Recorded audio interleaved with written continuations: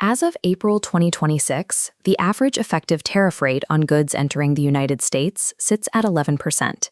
Excluding the brief volatility of 2025, you have to go back to 1943 to find a border tax this high. For years, political campaigns have sold tariffs as penalties for foreign rivals, but the economic data playing out at kitchen tables tells a different story.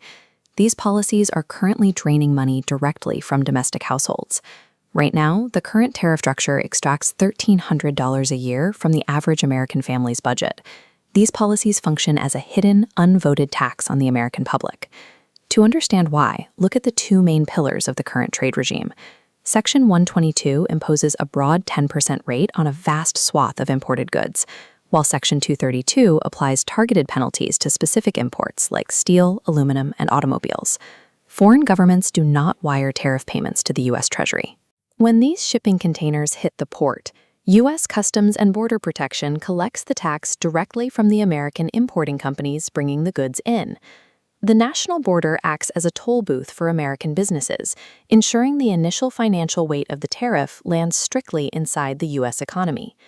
Determining who truly pays requires looking at tariff incidence, the measure of whether foreign companies actually absorb the cost of that border tax. New York Fed data shows that foreign exporters only absorb about 6 to 14% of the cost. That leaves between 86 and 94% of the burden squarely on U.S. importers. Importing companies survive this massive financial hit through pass-through, the process of moving the cost down the supply chain. According to the Budget Lab, U.S. importers pass between 40 and 76% of their tariff costs directly into the final retail price paid by consumers. This creates a 1.0% increase in the overall consumer price level, effectively erasing $1,338 from average household real income.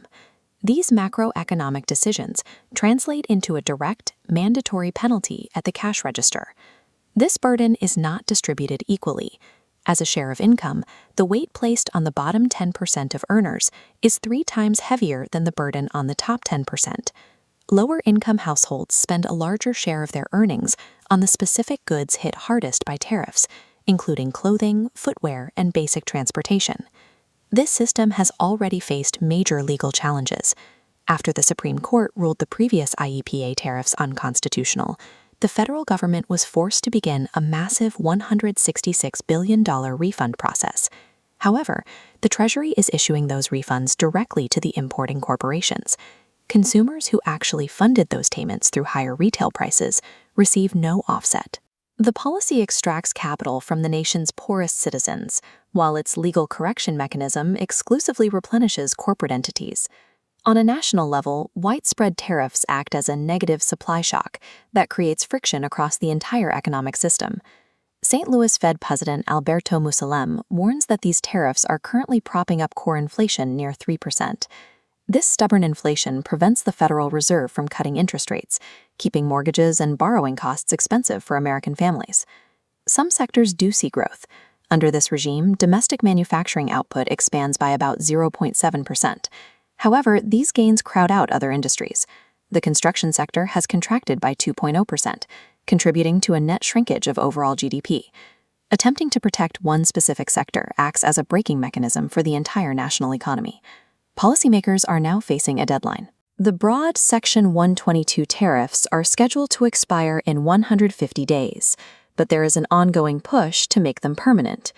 Expiration would offer deflationary relief.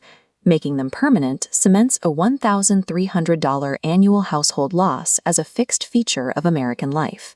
In a globalized economy, a weaponized tariff acts as a direct, mandatory withdrawal from the American checking account.